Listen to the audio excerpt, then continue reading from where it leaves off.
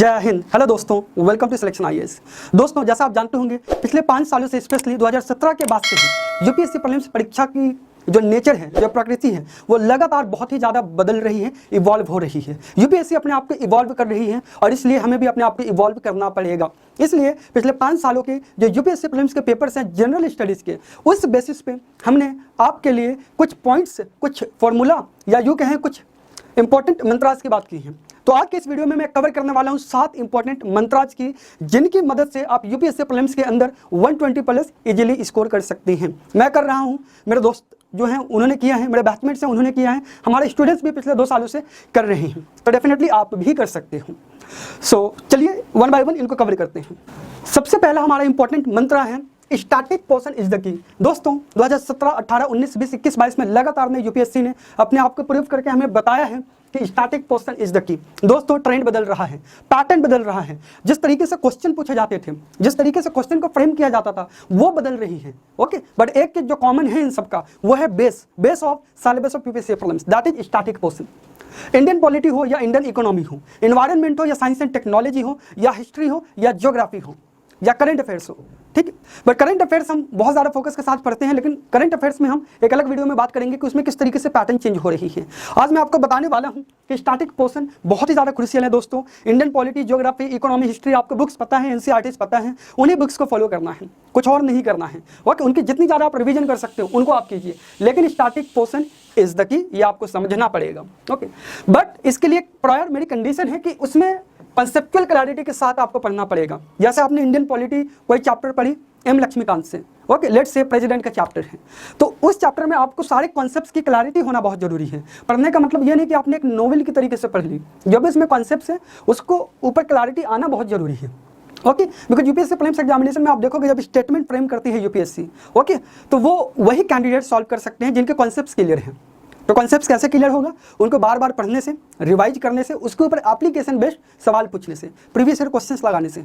आपके जो गाइड हैं, आपके जो मेंटोर हैं, उनके साथ में उन टॉपिक्स के ऊपर डिस्कशन होना बेहद जरूरी है। प्रीलिम्स का टाइम पर उन टॉपिक्स के ऊपर क्वेश्चंस करना और इस क्वेश्चंस के ऊपर डिस्कशन करना अपने मेंटोर के साथ में, ओके, ये बहुत ज़्यादा इंपॉर्टेंट हो जाता है। नेक्स्ट बात करते हैं इंटरडिसिप्लिनरी अप्रोच की। दोस्तों इंटरडिसिप्लिनरी अप्रोच क्या होता है कि जब आप ज्योग्राफी पढ़ते हो तो केवल ज्योग्राफी नहीं है वो, ज्योग्राफी को आपको लिंक करने आना चाहिए हिस्ट्री से, टेक्नोलॉजी से, एनवायरनमेंट से, इकोनॉमी से। तो ये आर्ट आपको सीखनी होती है। डेफिनेटली ये प्रीलिम्स के लगभग 40-45 दिन पहले नहीं हो सकता है। आपने इससे पहले जो तैयारी की है, जो मेंस की तैयारी की होगी, कुछ आंसर राइटिंग की होगी, okay, but ultimately UPSC prelims जो क्वेश्चंस बना रही है, आप देखोगे they are highly application based, alright. तो इसमें आप पाओगे कि एक क्वेश्चन कोई टेक्नोलॉजी का है, वो एनवायरनमेंट से भी रिलेटेड है, राइट, वो इकोनॉमी से भी रिलेटेड है, वो ज्योग्राफी से भी रिलेटेड है। ओके, तो ये आर्ट आपको डिस्कस करनी पड़ेगी, आपको समझना पड़ेगा। ओके, अपने मेंटोर के साथ में इसको समझिए, सीखिए, अपने साथियों के साथ में इन विषयों पर, इन टॉपिक्स के ऊपर चर्चा कीजिए, ऑलराइट। और अभी जो भी टेस्ट आप लगा रहे हो या प्रीवियस ईयर क्वेश्चंस आप सॉल्व कर रहे हो, प्लीज़ उसकी जो एक्सप्लेनेशन है उसको अच्छे से गो थ्रू कीजिए। वहाँ पढ़ने से भी आप वो जो इंटरलिंकिंग ऑफ सब्जेक्ट्स है उसको कर पाओगे। जो कंसेप्चुअल क्लैरिटी की मैंने बात करी, वो क्लैरिटी आप समझ पाओगे, अपने अंदर डेवलप कर पाओगे। चलिए number 3, interlinking with the static portion, interlinking of current affairs. Current affairs basically, तो करंट अफेयर्स के अंदर आप जो कुछ भी पढ़ रहे हो उसको जरूरी है स्टैटिक पोर्शन से लिंक करना। ओके, जैसा भी कई राज्यों में आपने देखा होगा गवर्नर जो है, राज्यपाल, वो न्यूज में रहते हैं किसी न किसी डिस्प्यूट की वजह से। ओके, तो आपको पता होना चाहिए कि चलो लक्ष्मीकांत में ही आपने क्या पढ़ा है, राज्यपाल के क्या अधिकार होते हैं या फिर किस तरीके से राज्यपाल की जो शक्तियां हैं उसको लिमिट की गई है कॉन्स्टिट्यूशन के द्वारा। सो ये जो इंटरलिंकिंग ऑफ करंट अफेयर्स है विद द स्टैटिक पोर्शन, ये आपको खुद करना पड़ेगा, कोई और करके नहीं देगा। आप करंट अफेयर्स भी पढ़ते हो तो यूट्यूब के ऊपर उसकी एनालिसिस 10 मिनट में, 15 मिनट में देख लेते हैं। प्लीज़ न्यूज़पेपर पढ़िए और अपने खुद, अपने अंदर, अपने दिमाग में, ओके, इन टॉपिक्स को लिंक करने की कोशिश कीजिए। स्पून फीडिंग नहीं होना चाहिए, ऑलराइट। आपको उस प्रोसेस से गुजरना होगा जहाँ पे आपका माइंड, ऑलराइट, खुद प्रोसेस करके लिंक कर रहा है करंट अफेयर्स को स्टैटिक पोर्शन के साथ में। तो ये हो गई हमारी स्टैटिक पोर्शन की बात।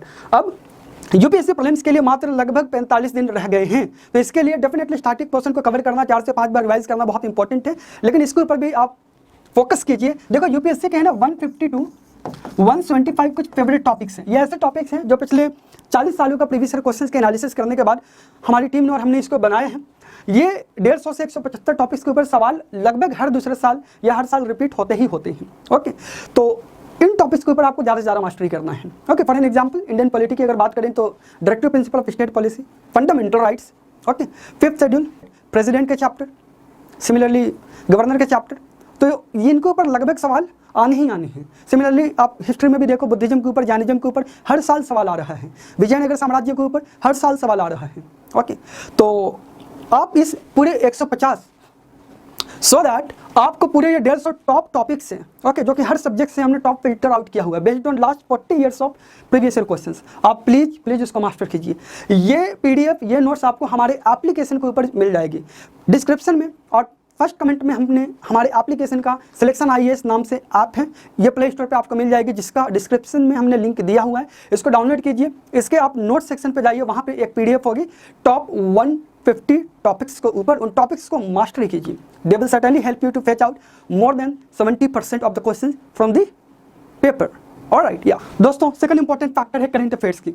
बट आपने खुद ये एनालाइज किया होगा कि despite of studying monthly magazines, right, questions का पैटर्न बदल रहा है। यूपीएससी भी बहुत अच्छे से मार्केट की एनालिसिस करती है, उनको पता है मार्केट में मैक्सिमम विद्यार्थी किस तरह के सोर्सेज को फॉलो कर रहे हैं। इसके बाद भी हम यूपीएससी का एग्जाम आप देखते हो कि जो क्वेश्चन है, जो सवाल है, वो सॉल्व नहीं हो पा रही हैं। ओके, तो इसको थोड़ा सा अपने को डाइवर्स करना पड़ेगा। ऑलराइट, तो डेफिनेटली आप जो करंट अफेयर्स की एक मैगजीन, किसी को भी जो आप अभी तक पढ़ते आए हो, सभी मैगजीन्स अच्छे हैं, सभी कोचिंग बहुत अच्छे हैं, सभी टीचर्स बहुत अच्छे हैं, सभी मेहनत करते हैं। ओके, तो आपने जो कुछ भी मैगजीन अभी तक पढ़ी है उसी को कंटिन्यू कीजिए, उसी को रिवाइज कीजिए, नंबर 1। नंबर 2, उनको एक होलिस्टिक वे में पढ़ने की आदत डालिए। होलिस्टिक वे से मेरा मतलब क्या है? कुछ आर्टिकल को इस मैगजीन में पढ़ने के बाद, उस टॉपिक, उस न्यूज को पढ़ने के बाद थोड़ा सा आपको अपने विचार मंथन पर समय देना पड़ेगा, सोचना पड़ेगा उसके ऊपर। ओके, हम क्या करते हैं, फटाफट से उसको बस रिवाइज कर लेते हैं, उसको प्रोसेस होने नहीं देते हैं। ओके, उसके ऊपर अपना खुद की जो इनपुट है उसको हम रिलेट नहीं करते हैं उसके साथ में। तो इसको थोड़ा सा होलिस्टिक वे में पढ़िए। And daily news paper is must. अखबार को, चाहे आप इंडियन एक्सप्रेस पढ़ते हो या द हिंदू पढ़ते हो, आपको डेली बेसिस पर न्यूज पेपर पढ़ना पड़ेगा। Please please please news paper को स्किप मत कीजिए। आपने 2022 का भी पेपर देखा, 2021 का भी पेपर देखा, किस तरीके से सवाल आ रहे हैं। जो लोग पूरे साल न्यूज पेपर पढ़ रहे थे उनके लिए कुछ क्वेश्चंस को करना बहुत आसान था। ओके, जैसे कि 2022 में आपने देखा मैचेस के ऊपर सवाल पूछे गए थे कि ऊपर में बहुत सारी मैचिंग दिए हुए थे, फिर उनमें से कितने मैचेस सही हैं। तो उसमें मैक्सिमम ऐसे सवाल थे जो करंट अफेयर्स में थे, और करंट अफेयर्स में भी they were highly were from the current affairs only, from the newspaper only. Okay, so newspaper is a must thing, please do not skip this. Number 3, start googling. ऐसे बहुत सारे topics होंगे जो आपको समझ में नहीं आएगा, जैसे कि ऑर्गेनॉइड इंटेलिजेंस। तो ये केवल अखबार में पढ़ने से बात नहीं बनेगी। सो जरूरी है कि आप कुछ भी की इंपॉर्टेंट टर्म अगर आ रहे हैं न्यूज़पेपर में, करंट अफेयर्स में, मैगजीन में, तो उसके ऊपर आप गूगल पर जाएं और खुद थोड़ी सी इंफॉर्मेशन लेने की कोशिश करें। देखो, होता क्या, इंफॉर्मेशन तो मिल जाएगी, लेकिन जब आप सर्च करते हो ना, वीडियोज़ उसके ऊपर आती हैं या फिर इमेजेस आती हैं, तो वो चीज़ आपको लंबे टाइम तक याद रह जाती है। ठीक है, तो प्लीज़ गूगल कीजिए और start jotting down important points in your notebook. Fine, interlink current affairs with the static portion. Okay, तो जैसे हमने स्टैटिक पोर्शन को करंट के साथ में लिंक किया, वैसे ही करंट अफेयर्स को आपको स्टैटिक के पोर्शन के साथ में भी लिंक करना पड़ेगा। ओके, और जरूरत से ज़्यादा करंट अफेयर्स को टाइम मत दीजिए। पूरे दिन 8-8 घंटे आप लोग करंट अफेयर्स में लगे हुए हो। जैसा मैंने बोला, स्टैटिक इज द किंग, तो 6 घंटे आप स्टैटिक में दीजिए, 2-3 घंटे आप करंट अफेयर्स में दे सकते हो। ठीक है, इसका उल्टा नहीं करना है, नॉट द वाइस वर्सा। दोस्तों, the third mantra is very very important, mock test. Mock test आपको किसी भी हाल में नहीं छोड़ना है। दोस्तों, कई लोगों का, कई मेरे भाइयों का मानना है कि बेसिकली जो टेस्ट सीरीज हैं वो अब इंपॉर्टेंट नहीं है, बिकॉज किसी भी तरीके की आप टेस्ट सीरीज ज्वाइन कीजिए, यूपीएससी का जो पैटर्न है वो मैच नहीं कर सकता है। This is a fact, real है। लेकिन अल्टीमेटली आपको समझना पड़ेगा, मॉक टेस्ट का पर्पज इसलिए नहीं है कि सेम क्वेश्चन आपके एग्जाम में आ जाए। आप समझिए इस चीज़ को। अगर आप सोच के जा रहे हो कि मैंने 50 टेस्ट सीरीज सॉल्व किए हैं तो उसमें से कम 50 क्वेश्चन तो यूपीएससी में आ ही जाएगा, ऐसा नहीं होगा। यूपीएससी सभी कोचिंग और हम सबसे बहुत ज़्यादा स्मार्ट हैं। आपको क्या करना है, मॉक टेस्ट के थ्रू, प्रीवियस ईयर क्वेश्चंस के थ्रू अपने अंदर उस एप्टीट्यूड को डेवलप करना है, उस टाइम मैनेजमेंट स्किल्स को डेवलप करना है कि पेपर किसी भी तरीके का आ जाए, you are going to solve that, you are going to crack that. Okay, so please mock का जो पर्पज है उस पर्पज को समझिए आप। ओके, आपको प्रैक्टिस करनी पड़ेगी। आप प्रीवियस ईयर क्वेश्चंस में लगाइए, सो दैट आपको प्रीवियस ईयर क्वेश्चंस में क्या होता है, यूपीएससी का जो माइंडसेट है वो आपको समझ में है। और साथ ही साथ आपको मॉक टेस्ट लगाने हैं, अलग अलग पेपर्स लगाइए आप, अलग अलग इंस्टीट्यूट के पेपर्स आप लगा सकते हैं। बिकॉज होता क्या है कि एक ही कोचिंग के अगर आप बहुत सारे टेस्ट लगाओगे तो सेम तरह के पेपर सेटर होते हैं। ओके, वो सेम तरह के माइंडसेट में क्वेश्चन बनाते हैं। ऑलराइट, तो आपको करना क्या है, मार्केट गए और बहुत सारा एटलीस्ट आपको जो भी रिक्वायरमेंट है उस हिसाब से अलग अलग इंस्टीट्यूट के 5-7 पेपर्स आपने खरीद लिए और उनको रोटेशन वाइज आप कर रहे हो। आज इसका कर लिया, कल उसका कर लिया, परसों उसका कर लिया। अदरवाइज एक दूसरा ऑप्शन ये है कि आप हमारी एप्लीकेशन के ऊपर अगर आप जाओगे, सिलेक्शन IAS, तो वहाँ पर हमने क्या किया, मार्केट में जितने भी टेस्ट सीरीज अवेलेबल हैं, ओके, उनके ऊपर हमारी टीम ने काम किया है। और जो भी फिल्टर्ड आउट कंटेंट है, फिल्टर्ड आउट MCQs हैं, जो कि हाई क्वालिटी MCQs हैं, ओके, वो हमने प्रोवाइड कर दिया है आपकी प्रैक्टिस के लिए। ऑलराइट, तो you can follow that also. इसके अलावा हमारा टेलीग्राम चैनल है सिलेक्शन आईएएस के नाम से, उसमें सभी नोट्स को हम प्रोवाइड करते रहते हैं। Make sure you are going to join that, description में लिंक दिया हुआ है। फाइन सी, जैसा मैंने बताया कि मॉक का पर्पज क्या है, मॉक का पर्पज है लर्निंग। आप गलतियां कर सकते हो यहाँ पे, आज गलतियां करो मॉक में, कल एग्जाम में नहीं होना चाहिए। इमिटेट करना हो कि 9:30 से 11:30 का टाइम लगा के आपने पेपर दिया, सिमिलरली सीसेट का जो आपने टाइम लगाया 2:30 बजे से 4:30 का, और इस बीच में आपने सॉल्व किया उनको, तो थोड़ा सा आप है ना मेंटल फ्रेमवर्क में आ जाते हो। Scaling down your silly mistakes, देखो हर बार अच्छे कैंडिडेट्स भी कुछ ना कुछ सिली मिस्टेक्स करके आते हैं एग्जाम में। ओके, तो अगर आप मॉक टेस्ट की प्रैक्टिस करते हो तो व्हाट यू कैन डू, आपको जो सिली मिस्टेक्स है ना वो बहुत कम होने लगता है, ग्रेजुअली वो डिक्रीज होने लगता है। यह भी एक पर्पज है।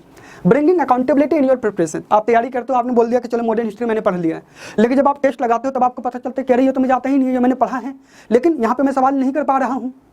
तो इसलिए जरूरी है कि आप टेस्ट सीरीज लगाएं। टेस्ट लगाने के बाद ही आपकी जो प्रिपरेशन है, आपकी जो तैयारी है, उसमें आप जवाबदेही अकाउंटेबिलिटी को इंश्योर कर सकते हो। All right, and not to expect the same question, ये बेवकूफ़ी है। मैं देखता हूँ कि हमारे बहुत सारे एस्पिरेंट्स हैं, ओके, राजेंद्र नगर में, मुखर्जी नगर में, जब भी मेरी उनसे बात होती है तो उनको लगता है कि अगर मैं 100 टेस्ट सीरीज लगा लेता हूँ तो हर टेस्ट सीरीज में से एक क्वेश्चन तो आएगा ही, तो 100 पेपर मैंने किए तो 100 क्वेश्चन यहाँ से आ गया। It doesn't happen in that way. हाँ, कई बार ऐसा भी होता है कि 2-4 सवाल मिल जाते हैं, ओके, बट आप इस मेंटल फ्रेमवर्क के साथ में टेस्ट मत लगाइए।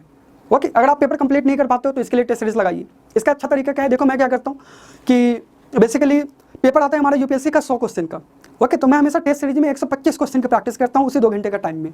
तो इससे होता क्या है कि पेपर का ओरिजिनल जो यूपीएससी का पेपर है वो थोड़ा सा लेंथी होता है, ओके, उसमें टाइम बहुत चला जाता है। आप सोचते हो 4 राउंड लगाओगे लेकिन 2 राउंड भी कंप्लीट नहीं हो पाता है, okay, it happens with everyone. Okay, तो इसका सॉल्यूशन क्या है, आप मार्केट से टेस्ट उठाइए और उसको 2 पेपर एक साथ लगाइए। 2 पेपर का मतलब 120, 125, 150 क्वेश्चन तक अगर आप प्रैक्टिस कर सकते हो तब फिर टाइम मैनेजमेंट आपकी बहुत अच्छी हो जाएगी। तो this is the purpose of mock test. Alright, अब देखो आप में से कई लोगों का सवाल होगा कि सर मॉक टेस्ट आखिर कितने लगाएं। सी, यूपीएससी एस्पिरेंट्स है ना, they are highly subjective in nature. हम सभी की कैपेबिलिटीज अलग हैं, हम सभी की तैयारी का लेवल अलग है, हम सभी के एप्टीट्यूड अलग है। ओके, तो देखो करना क्या है, आपको अपना एप्टीट्यूड चेक करना पड़ेगा। ओके, सो ये 25 पेपर से भी किसी का काम हो जाएगा और किसी का काम 75 मॉक टेस्ट के बाद भी हो सकता है ना हो। ओके, तो कहने का मतलब ये है it differs person to person. Okay, तो आप खुद का आइडेंटिफाई कीजिए कि आप किस लेवल पे हो, आप कितना टाइम से तैयारी कर रहे हो। अगर आप फर्स्ट अटेम्प्ट वाले कैंडिडेट्स हैं तो डेफिनेटली आपको मैक्सिमम नंबर ऑफ टेस्ट लगाने पड़ेंगे। ओके, हमारे कुछ फ्रेंड्स, हमारे कुछ एस्पिरेंट्स जो कुछ 3, 4, 5 अटेम्प्ट दे चुकी हैं, ओके, सो वो कम अगर टेस्ट लगाएंगे तब भी काम हो जाएगा, बट एटलीस्ट मेक श्योर आप 2500 लगाइए। ओके, उस प्रोसेस से गुजरने के बाद आपके अंदर है ना एक अलग तरह की ऊर्जा होती है, एनर्जी होती है, कॉन्फिडेंस होता है। ओके, और ना केवल आपको उनको टेस्ट लगाना है बल्कि उसका जो सॉल्यूशन है उसको अच्छे से गो थ्रू करना है, उसको एनालाइज करना है, कहाँ चूक हो गए, सिली मिस्टेक्स क्या हुआ, कॉमन सेंस वाले कैसे सवाल थे जो आप नहीं कर पाए। ओके, करंट अफेयर्स के कितने सवाल आपसे नहीं हुआ, वो एनालिसिस में 1 घंटा भले टाइम एक्स्ट्रा लगे लेकिन आपको करना पड़ेगा। करते क्या, हमने टेस्ट लगाया, नंबर गिन लिए, बंद कर दिया उसको, और उसको रिवाइज भी करना है। आखिर आपने जो गलतियां की हैं वो दोबारा गलती ना हो, इसके लिए जरूरी है ना कि आप उन टेस्ट का रिवीजन करें। तो टेस्ट का रिवीजन करना समय की बर्बादी नहीं है, समय का सदुपयोग है। तो इससे प्लीज बचने की कोशिश मत कीजिए। दोस्तों, नेक्स्ट इंपॉर्टेंट टॉपिक है previous year questions. Previous year questions लगाना बहुत बहुत अनिवार्य है। देखो मार्केट से आप टेस्ट सीरीज लगाओगे तो आपका मेंटल फ्रेमवर्क वैसा ही बनेगा, लगाना भी चाहिए। लेकिन आपको यूपीएससी का एग्जाम क्रैक करना है तो सबसे बढ़िया जो मॉक टेस्ट जिसे मैं मानता हूँ वो यूपीएससी का ओरिजिनल पेपर से। तो यूपीएससी का जो प्रीवियस ईयर क्वेश्चंस हैं, ओके, सिविल सर्विसेज एग्जामिनेशन के, सीएपीएफ असिस्टेंट कमांडेंट के, ओके, और जो रिसेंट में सीडीएस और एनडीए के जो पेपर्स हुए पिछले 2 साल के अंदर, 3 साल के अंदर, तो वो आप जीएस वाले क्वेश्चंस आप एक बार जरूर गो थ्रू कर सकते हो। इससे यूपीएससी का जो फ्रेमवर्क है, ओके, वो जिस तरीके से क्वेश्चन को डिजाइन कर रही है उसके ऊपर थोड़ा सा नैक आपका बन पाएगा। ऑलराइट, सब सवाल ये है कि आखिर प्रीवियस ईयर क्वेश्चंस में कितने क्वेश्चंस किए जाएं, कितने सालों का क्वेश्चन किया जाए। तो सी, आपको प्रेफरेंस देना है 5 सालों का। ये 5 सालों के क्वेश्चन तो ऐसे होने चाहिए कि आप रट जाओ इनको। कौन सा क्वेश्चन अगर मैं बोलूँ तो एकदम से आपको याद आ जाना चाहिए कि अरे ये तो 2018 का क्वेश्चन है, ये तो 22 का क्वेश्चन है। और यू गेटिंग इट? सो हर हाल में 5 ईयर्स तो है ही, बट 10 ईयर्स मिनिमम आपको करना है, फाइन। और इसके बाद 25 ईयर्स का और अल्टीमेटली 40 ईयर्स का कर सके तो बेस्ट रहेगा आपके लिए। ओके, सो डेफिनेटली सबसे पहली प्रायोरिटी आपको पिछले 5 सालों के पेपर्स के ऊपर, फिर 10 सालों के ऊपर, और इसके बाद 25 वर्षों के ऊपर। ओके, मार्केट में अलग अलग तरह की बुक्स अवेलेबल हैं, आपको आइडिया होगा। Okay, so definitely you have to go through that, fine. अब आपको अगर सर ऐसे कैसे, देखो इसके पीछे कुछ रीजन है। सबसे जो बड़ा रीजन है ना, रिपीटेशन ऑफ द क्वेश्चंस वगैरह सब छोड़ दो। ओके, मुझे इससे मतलब नहीं है। आपकी तैयारी वैसी होनी चाहिए कि किसी भी तरीके का सवाल आए आप उसको क्रैक कर दो, आप उसको सॉल्व कर दो, आप उसका सही डिसीजन ले पाओ। Ultimately, this is an exam of not only of your knowledge but your aptitude also, your decision making also. Okay, how you are going to handle that situation in a pressure. घर पे solve करना paper और examination condition के अंदर solve करना paper, जमीन आसमान का फर्क है इसमें। ओके, तो सबसे पहले ये मत देखिए कि 5 क्वेश्चन रिपीट हो रहे हैं, 3 क्वेश्चन रिपीट हो रहे हैं। ओके, ये तो होते ही हैं, इसका फायदा तो आपको मिलेगा ही। ओके, लेकिन उससे भी ज़्यादा आपको ध्यान इस बात पे लगाना है कि आपको माइंडसेट जो यूपीएससी का है क्वेश्चन को फ्रेम करने का, आप उसको समझ पाओगे। ओके, 40 सालों को पेपर क्यों करने हैं मैं बताता हूँ आपको। देखिए 2018 में यूपीएससी ने बनी ठनी पेंटिंग के ऊपर सवाल पूछा है ना, और इसमें भी ऐसा नहीं था कि ऑप्शन राजस्थान है, बल्कि राजस्थान के 4 डिफरेंट एरिया थे, जैसे किशनगढ़, ओके, बूंदी, जयपुर और एक और कुछ था। तो ये क्वेश्चन रिपीटेड है, ये 2018 में यूपीएससी ने पूछा था और लोगों को लगा भाई इतना डीप में कौन पूछता है। लेकिन मेरे भाइयों, माय डियर एस्पिरेंट्स, ये क्वेश्चन ऑलरेडी 1983 और 4 के अंदर पूछा गया था। ओके, तो 40 ईयर्स के अगर लगा के जाओगे तो एटलीस्ट 2 सवालों में 3 सवालों में तो आपको हेल्प मिलेगी ना। एक एक क्वेश्चन से यहाँ पे लाखों बच्चे आउट हो रहे हैं, तो भाई अगर आप 40 ईयर्स का पेपर लगा के जाते हो तो 2 से 3 सवाल एक्स्ट्रा कर पाओगे जो बाकी का कंपटीशन नहीं कर रहा है। ऑलराइट, सिमिलरली डीपीएसपी के ऊपर क्वेश्चन देखो, director principle of state policy polity से फंडामेंटल राइट्स के ऊपर जो सवाल आए हैं, इकोसिस्टम की डेफिनेशन यूपीएससी ने पूछी है और सेम डेफिनेशन अगले साल के पेपर में पूछी थी। ओके, सिमिलरली बुद्धिज्म के ऊपर, जैनिज्म के ऊपर, नीलगिरी बायोस्फीयर रिजर्व के ऊपर हर दूसरे साल सवाल आता है। हर साल बुद्धिज्म या जैनिज्म से एक सवाल तो आने ही आने हैं। Okay, so previous year question करने से आपको इन टॉपिक्स का पता चलेगा, उस माइंडसेट का पता चलेगा जिसमें यूपीएससी पेपर्स को बनाती हैं, और रेपिटेशन ऑफ क्वेश्चंस तो होते ही हैं। तो कुछ क्वेश्चन रिपीट हो गए तो आपको एक्स्ट्रा एडवांटेज मिल जाएगा, उसमें टाइम बच जाएगा आपको। फाइन, तो प्लीज डू दैट। नाउ ना केवल टॉपिक्स रिपीट होते हैं, ना केवल क्वेश्चन रिपीट होते हैं, बल्कि रिपीटेशन ऑफ ट्रिक्स और मेथड या फिर ट्रैप भी होता है। एक्सट्रीम स्टेटमेंट्स जो होते हैं यूपीएससी प्रॉब्लम्स के अंदर वो यूजुअली रॉन्ग होते हैं। हालांकि ट्रेंड अब बदल रहा है, लेकिन फिर भी ये आप बता सकते हो कि मोस्ट ऑफ द केसेस में एक्सट्रीम स्टेटमेंट्स होती है, ओके, वो यूजुअली गलत होता। तो ये आप जब प्रीवियस क्वेश्चन करोगे तब आपको आइडिया लगेगा। फाइन, यूट्यूब पर कोई बता देगा आपको, वहां से समझ भी जाओगे, लेकिन अप्लाई कर पाते हो क्या? 4 साल पहले से आपको पता है ना, फिर प्रीलिम्स क्यों नहीं निकल रहा है आपका? राइट, काम करना पड़ेगा इसके ऊपर, अपने एप्टीट्यूड में, अपनी पर्सनालिटी में, अपने व्यक्तित्व में इन मैथडोलॉजीज को लाना पड़ेगा। सोचने का जो तरीका है उसके ऊपर काम करना पड़ेगा। 10 मिनट में यूट्यूब पर ट्रिक्स देखने से काम नहीं चलेगा। ट्रिक्स देखो, उसको अप्लाई करो, तब बात बनेगी आपकी। सेकंड, जो जेनरिक स्टेटमेंट्स होते हैं वो यूजुअली करेक्ट होते हैं। हालांकि मैं स्ट्रिक्टली बोल रहा हूँ, इसको ब्लाइंडली फॉलो मत कीजिए। 2022 में यूपीएससी ने इस तरह के बहुत सारे मिथ को ब्रेक किया है, बट स्टिल पिछले 5 सालों के पेपर के बेसिस पे मैं ये बातें कर रहा हूँ आपको समझाने के लिए कि ट्रेंड का पता चलता है।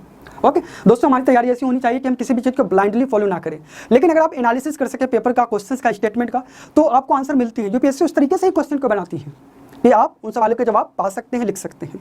ओके, अल्टीमेटली उनको भी तो ऑफिसर्स चाहिए ना, they want you to be selected. अभी आपके ऊपर है कि आप रिजेक्टेड लिस्ट में आना चाहते हैं या सिलेक्टेड लिस्ट में आना चाहते हैं।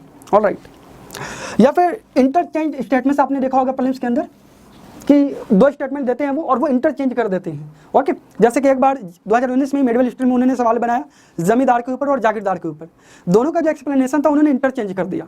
ओके, तो ये कैसे पता चलेगा? प्रीवियस ईयर क्वेश्चन सॉल्व करने से। तो ओरिजिनल यूपीएससी के पेपर्स आप डाउनलोड कीजिए, ओरिजिनल यूपीएससी के आंसर कीजिए, डाउनलोड कीजिए और इनकी प्रैक्टिस कीजिए डेली बेसिस पे। ऑलराइट दोस्तों, एक और बहुत ही इंपॉर्टेंट पॉइंट है ये, जो मेरा 5th मंत्र है कि don't leave these underrated NCERTs. ये कुछ ऐसी एनसीईआरटीज है जिनके ऊपर हमारे मैक्सिमम एस्पिरेंट्स लीव कर देते हैं, इसको छोड़ देते हैं। ओके, लेकिन यूपीएससी के बदलते पैटर्न में ये बुक्स बहुत इंपॉर्टेंट है। अगर आप इन बुक्स को छोड़ देते हो तो बड़े नुकसान में आ जाओगे, हो सकता है पूरा का पूरा 1 साल एक्स्ट्रा फिर से देना पड़ जाए। तो प्लीज इससे बढ़िया है कि आप 3 से 4 घंटों में एक एनसीईआरटीज को फिनिश कर लीजिए। क्लास 11 की एनसीईआरटी है इंडियन कॉन्स्टिट्यूशन एट वर्क, पढ़ना पड़ेगा। लक्ष्मीकांत पढ़ रहे हो, अच्छी बात है, लेकिन उसके बाद भी पढ़ना पड़ेगा। Laxmikanth is not a replace of class 11 constitution at work. Similarly class 11th में एक दूसरी बुक है फिलोसफी की, तो इसमें जैसे लिबर्टी के ऊपर सवाल यूपीएससी ने पूछा है, तो यहाँ पे ना लिबर्टी के ऊपर भी क्या होता है कि 4 ऑप्शन देती है यूपीएससी और चारों ही सही होती है। यस, बट एनसीईआरटी पढ़ने के बाद आपको आइडिया लगेगा कि किस डेफिनेशन, किस परिभाषा के साथ हमें जाना है। ओके, और इसके साथ ही क्लास 12th में ये बुक आती है politics in India since independence, स्वतंत्र भारत में राजनीति। इस सवाल को करना भी बेहद जरूरी है, इस बुक को पढ़ना भी बेहद जरूरी है। तो ये बुक इंपॉर्टेंट क्यों है? क्योंकि देखो 2-3 सवाल ऐसे बनाती है यूपीएससी। ओके, आप ये नहीं कह सकते कि पोस्ट इंडिपेंडेंस से तो सवाल आता ही नहीं है। स्पोर्ट्स से भी सवाल नहीं आते थे ना। 2022 में क्या हुआ, सॉरी 2021 में स्पोर्ट्स से सवाल आए थे। एग्रीकल्चर से 10 सवाल नहीं आते थे ना। 2020 में क्या हुआ, 10 सवाल वहां से आ गए। मेडिवल हिस्ट्री से ज़्यादा सवाल नहीं आते थे ना। 2019 में क्या हुआ, 10-12 सवाल मेडिवल हिस्ट्री से पूछे गए। तो यूपीएससी चेंजिंग, तो यूपीएससी का सिलेबस को प्लीज इग्नोर मत कीजिए, इस एनसीईआरटी को पढ़ लीजिए। और 2018 में भी यूपीएससी ने एक सवाल पूछा था, जैसे कि एसबीआई कब बना। ओके, और एग्जैक्टली मैं याद नहीं कर पा रहा हूँ, लेकिन आपको आइडिया होगा कि SBI 1954 में आई थी, एयर इंडिया का नेशनलाइजेशन हुआ था, कोल का नेशनलाइजेशन हुआ था। तो इन सब सवालों के ऊपर यूपीएससी ने ऑलरेडी प्रीलिम्स में क्वेश्चन पूछा हुआ है, और ये कहाँ मिलेगी, ये इस बुक के अंदर मिलेगी। इसके अलावा मेंस के लिए बिपिन चंद्र सर की एक हम बुक पढ़ते हैं, okay, India since independence, okay, या फिर रामचंद्र गुहा सर की भी एक बुक आती है, इंडिया आफ्टर गांधी। वो बहुत मोटी है, प्रीलिम्स के लिए उसको पढ़ने की जरूरत नहीं है, इस एनसीईआरटी से काम हो जाएगा। दोस्तों इसके अलावा ये 3 क्लास 12 की एनसीईआरटीज है। हिस्ट्री की themes and Indian history part 1, part 2, part 3, ancient, medieval and modern history. In books को भी पढ़ना बहुत जरूरी है। यूपीएससी के बदलते पैटर्न में आप देखोगे कि जो हिस्ट्री से सवाल आ रहे हैं वो पुराने बुक से नहीं आ रहे हैं, जो लेटेस्ट जो बुक्स हैं, ओके, यहाँ से वो फ्रेम कर रहे हैं क्वेश्चंस को। और you know they are wonderful books, they are very very interesting books, बहुत ही कलरफुल हैं, बहुत ही आसानी से इसको मतलब चैप्टर्स कम किए गए हैं, लेकिन इन डेप्थ एनालिसिस की गई है। तो आपको definitely I would strongly suggest you to read it. इसके अलावा क्लास 11th में फाइन आर्ट्स की एक बुक आती है, इंडियन आर्ट की, तो इसको आप पढ़ सकते हो। डेफिनेटली इसके लिए जो मार्केट में अवेलेबल सोर्स है वो तो आप पढ़ेंगे ही, पढ़ना भी चाहिए, लेकिन एक रीडिंग 2 रीडिंग एनसीईआरटी को दे दीजिए, 2-3 घंटे का काम है, बहुत पतली सी एनसीईआरटी है, एक सरसरी नज़र से देख लीजिए, ग्लांस ले लीजिए, राइट। इसके अलावा देखो, मैं ये नहीं कह रहा हूँ, इसके अलावा आपको दूसरी एनसीईआरटीज नहीं छोड़नी है। Apart from this you don't have to leave any other NCERTs. ये मैंने उन बुक्स को दिखाया है आपको जो यूजुअली लोग नहीं पढ़ते हैं, लेकिन पढ़ना चाहिए। बदलते पैटर्न में तो पढ़ना ही पड़ेगा। बाकी आप जो पढ़ते हो 6 से 12 की एनसीईआरटी, हिस्ट्री की, ज्योग्राफी की, वो तो आप पढ़ेंगे ही पढ़ेंगे, उनको लिव नहीं करना है, ओके। इन 7 मंत्रों के साथ मैं आपको एक बोनस टिप भी देने वाला हूँ, ओके। तो पहले छठे मंत्र को समझते हैं। Learn the art and science of analytical skills, जिसकी अभी मैं बात कर रहा था। देखो, स्मार्ट गेसवर्क आप बोलिए, एलिमिनेशन टेक्निक आप बोलिए, या कैलकुलेटेड रिस्क आप बोलिए, लेकिन ये आपको सीखना पड़ेगा, ये आपको काम करना पड़ेगा। यूपीएससी का पैटर्न बदल रहा है, चेंज हो रहा है। 2022 में भी उन्होंने एकदम से पूछा, लेकिन वहाँ पे भी ऐसा नहीं था कि आप एलिमिनेशन टेक्निक आप बोल रहे हो कि कंप्लीटली डिनाई हो रहे थे, नहीं, वहाँ पे भी क्वेश्चन सॉल्व हो रहे थे। बट इन सब के साथ में ब्लाइंडली किसी भी एलिमिनेशन टेक्निक को फॉलो नहीं करना है। आपको अपना एनालिटिकल स्किल्स डेवलप करना पड़ेगा। आपको जो कॉम्प्रिहेंशन स्किल है, स्टेटमेंट पढ़ने के बाद आप उसको कितना कॉम्प्रिहेंड कर पाते हो, ये स्किल आपको डेवलप करना पड़ेगा, ऑलराइट। सो इसकी पूरी आर्ट एंड साइंस के ऊपर हमारी अभी सीरीज कल से शुरू होगी, आप इसको भी देख सकते हैं, और इसमें डेफिनेटली आपको हेल्प मिल जाएगी, ओके। चलो, ultimately it's about handling the pressure during the exam, okay. एक अंग्रेजी की बड़ी अच्छी कहावत है, the more you practice in peace the less you bleed in war. शांति के समय में आप जितना अभ्यास करते हैं उतना ही कम युद्ध में आपकी ब्लीडिंग होती है, खून बहता है, ओके। तो आप शांति के समय में, यानी अभी अगले 40-45 दिन जी भर के मेहनत कीजिए, जितना ज़्यादा अभ्यास कर सकते हो, ओके, उतना ही कम आपका नुकसान होगा यूपीएससी प्रीलिम्स एग्जाम के अंदर, ओके। दोस्तों, इन 7 मंत्राज के साथ मैं आपको एक 8th मंत्र दे रहा हूं बोनस टिप के तौर पर, बिकॉज बहुत सारे लोगों ने, बहुत सारे एस्पिरेंट्स ने इस वीडियो को बीच में ही छोड़ दिया, लेकिन आपने पूरी हिम्मत की इस वीडियो को देखने की, समझने की। ये दिखाता है कि you are very much passionate about to qualify this exam, to crack this prelims examination and to become the officer that you want, an IAS officer, may be an IPS, may be an IFS officer and so on, right. So आपके लिए मेरे पास एक bonus tip है, okay. ये क्या है कि देखो, अगले 45 दिनों में, ऑलराइट, लास्ट 45 डेज का मतलब है प्रीलिम्स एग्जाम्स के पीछे का 45 दिन, यानी अभी से। तो आपको जो पढ़ने का तरीका है वो चेंज करना है। ट्रस्ट में आप 45 दिन इसको मत कीजिए, आप अगले 3 दिन इसको करके देखिए। अगर आपको रिजल्ट नहीं मिलता है तो डेफिनेटली आप कमेंट करके इस वीडियो में बताइए, ओके। और आप ओपनली मुझे क्रिटिसाइज कर सकते हो, लेकिन this is a tested and proven formula. Trust में ऐसा होता है, बहुत सारे एस्पिरेंट्स ने इस फॉर्मूले से ही प्रीलिम्स एग्जाम्स को क्वालिफाई किए हैं, ओके। सो ये टिप क्या है, रिवर्स इंजीनियरिंग, आपने इसके बारे में सुना होगा, ओके। और ये बेसिकली मैंने इंजीनियर्स से लिया है, जो इंजीनियर्स होते हैं उनका ये पढ़ने का सही तरीका होता है, रिवर्स इंजीनियरिंग। देखो, रिवर्स इंजीनियरिंग का मतलब क्या है। यूजुअली हम क्या करते हैं कि लक्ष्मीकांत को पढ़ते हैं इंडियन पॉलिटी के लिए, पढ़ना भी चाहिए। Similarly spectrum, similarly Shankar IAS for the environment, okay. Similarly इस तरह की और भी बुक्स, और इसके बाद में प्रैक्टिस ऑफ क्वेश्चंस पे आते हैं। बट रिवीजन में होता क्या है कि हम इसी बुक्स की प्रैक्टिस करते रह जाते हैं, इन्हीं बुक्स की, इन्हीं किताबों की, और क्वेश्चन की प्रैक्टिस बड़ी कम हो पाती है। अरे आपने 2 अटेम्प्ट दे दिए, 3 अटेम्प्ट दे दिए, 4-5 अटेम्प्ट अगर दे दिए हैं, उसके बाद भी इसी तरीके से पढ़ रहे हो तो रिजल्ट नहीं आएगा। आखिरी 45 दिनों में करना क्या है, आपको रिवर्स इंजीनियरिंग करनी है। क्या होता है रिवर्स इंजीनियरिंग, पहले क्वेश्चंस करना है, पहले क्वेश्चंस करना है MCQs, और फिर आना है आपको बुक्स के ऊपर, रेफरेंस बुक्स के ऊपर, NCERTs के ऊपर, या जो कुछ भी कहें आप। कैसे होगा ये, सपोज आपने प्रीवियस ईयर क्वेश्चन लगाया, ओके, और इसमें आपने क्वेश्चंस को लगाया, आपको पता चला ये प्रेसिडेंट के ऊपर क्वेश्चन है, आप नहीं कर पाए, तो सीधा आप क्या करो, लक्ष्मीकांत को बुक उठाओ और उस चैप्टर को, प्रेसिडेंट वाले चैप्टर को निकालो और पढ़ना शुरू करो। सिमिलरली आप कोई टेस्ट लगा रहे हो, टेस्ट सीरीज में मॉडर्न हिस्ट्री का कोई टॉपिक है, मे बी रिलीजियस और सोशल रिफॉर्म्स, इस टॉपिक से कोई क्वेश्चन आया, आपने इस टॉपिक को पढ़ा है लेकिन क्वेश्चन हो नहीं पाया, तो क्या करना है आपको, स्पेक्ट्रम या जो भी सोर्स आपने पढ़ी है, प्लासिड टू पार्टीशन या स्पेक्ट्रम या बिपिन चंद्र, आप उसको उठाइए और उस बुक में सीधे इस चैप्टर को निकाल के पढ़िए। अगर आप इस तरीके से 25 टेस्ट लगा रहे हो तो 25 टेस्ट का मतलब है 2500 क्वेश्चन, और पिछले 10 सालों का अगर क्वेश्चन लगा रहे हो आप तो 1000 क्वेश्चन यहाँ पे हो गए, 1000 क्वेश्चन। ओके, बट मैं स्ट्रांगली सजेस्ट करूंगा मिनिमम 25 ईयर्स कीजिए आप जरूर इसमें। 40 ईयर्स कर सके तो बढ़िया है। तो 25 ईयर्स का previous year question 2500 question, mock test 25, 2500 question, 5000 MCQs लगाने के बाद आपकी कॉन्सेप्चुअल क्लैरिटी जिन टॉपिक्स के ऊपर नहीं होगी वो टॉपिक्स आपको पता चल जाएगा। तो इन टॉपिक्स को मास्टरी कहाँ से करना है? वापस उसी बुक से जहाँ से आपने पढ़ा है। देखो हम लोग गलती क्या करते हैं कि हमने टेस्ट लगाया और लास्ट में उसका सॉल्यूशन दिया रहता है, वहीं पे जाके हाईलाइट कर ले, अंडरलाइन कर ले, उससे सॉल्यूशन नहीं बनेगा, उसको आप रिवाइज कर भी नहीं पाते हो। This is the fact, right? तो करना क्या है, जहाँ से आपने पढ़ा है आलस्य मत करो। संस्कृत में बोला जाता है आलस्य को तो विद्या, आलस्य करने वाले को विद्या नहीं मिलती। ऑलराइट, तो आलस्य मत करो। आप इस टॉपिक को टेस्ट लगाते टाइम पे नोट कर लो कि प्रेसिडेंट का क्वेश्चन गलत हो गया, सोशल रिफॉर्म्स का क्वेश्चन राजा राम मोहन रॉय के ऊपर था, गलत हो गया। ओके, अकबर द ग्रेट के ऊपर एक क्वेश्चन था, वो गलत हो गया। ऑलराइट, तो आपको करना क्या है, उस टेस्ट को लगाने के बाद तुरंत उन्हीं बुक्स को उठाना है।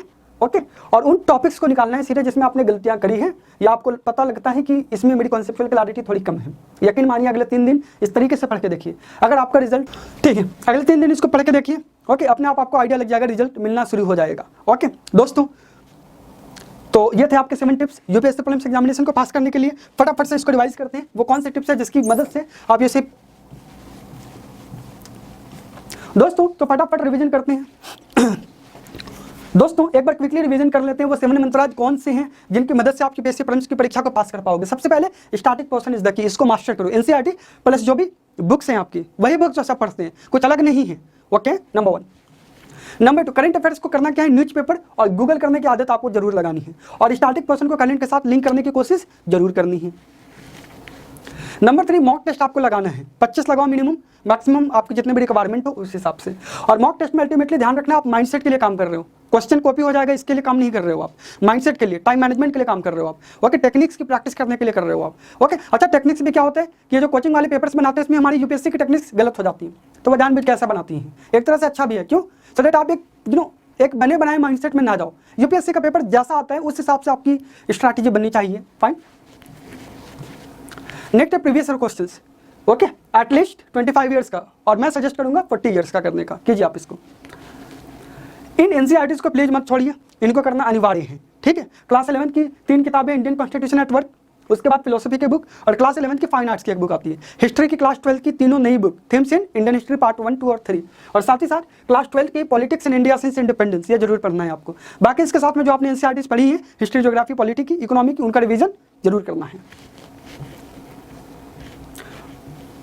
नंबर 6 है हमारा learn the art and science of analytical skills. देखो ब्लाइंडली कोई भी एलिमिनेशन टेक्निक यूज नहीं करना है, लेकिन उसकी एनालिसिस आपको करने आना चाहिए। स्टेटमेंट पढ़ने के बाद उसका प्रॉपर कॉम्प्रिहेंशन, जो भी इसमें plus minus pros and cons है उसे समझने की कोशिश करनी है। बिकॉज डिप्लोमेट ऐसे ही काम करते हैं, आईएएस ऑफिसर ऐसे ही काम करते हैं, आईपीएस ऑफिसर ऐसे ही काम करते हैं। एक स्टेटमेंट सुन के, एक शब्दों को देखकर वो अपना डिसीजन ले लेते हैं क्योंकि उन्होंने उस नाक को पकड़ लिया है, तो आपको भी करना पड़ेगा ये। And it's all about handling the pressure during the exam. दोस्तों ये प्रेशर कैसे मेंटेन कर पाओगे, आप कैसे हैंडल करोगे, जब आप आज के टाइम पे अगले 40-45 दिन काम करोगे शांति में। Okay, so please the more you practice in peace the less you bleed in war. आज जितनी मेहनत करोगे उतना ही कम नुकसान आपको प्रीलिम्स एग्जाम में उठाना पड़ेगा। और आपके लिए एक बोनस टिप है, लास्ट 45 दिनों में रिवर्स इंजीनियरिंग के थ्रू पढ़िए। मॉक टेस्ट लगाया, प्रीवियस ईयर क्वेश्चंस लगाया, पहले क्वेश्चन लगाओ, और जो क्वेश्चंस गलत हो रहे हैं या जो क्वेश्चन तुक्के में सही हो गए हैं उन टॉपिक्स को जाकर के बुक से पढ़ना है। आपने जिस सोर्स से भी पढ़ा है, अगर नोट से पढ़े हैं कोचिंग के तो वहाँ पे पढ़ना है, अगर बुक से पढ़े तो वहाँ से पढ़ना है, एनसीईआरटी से पढ़िए तो एनसीईआरटी से पढ़ना है। ऑलराइट, स्टार्टिंग में आपको टाइम ज़्यादा लगेगा, बट ट्रस्ट मी जैसे जैसे आप डेली करते जाओगे इसको, आपका रिवीजन है ना, किताबें कई बार हो चुकी होंगी, इंपॉर्टेंट टॉपिक्स का रिवीजन कई बार हो चुका होगा। That is all for today. If you like the video please like it, subscribe to our channel selection IAS, share कीजिए अपने दोस्तों के साथ। ओके, और आपका प्रीलिम्स या यूपीएससी से संबंधित किसी भी तरीके के सवाल हो, डाउट हो, तो कमेंट सेक्शन में सवाल पूछिए, क्वेश्चन कीजिए। I will definitely reply you within 24 hours, personal guarantee.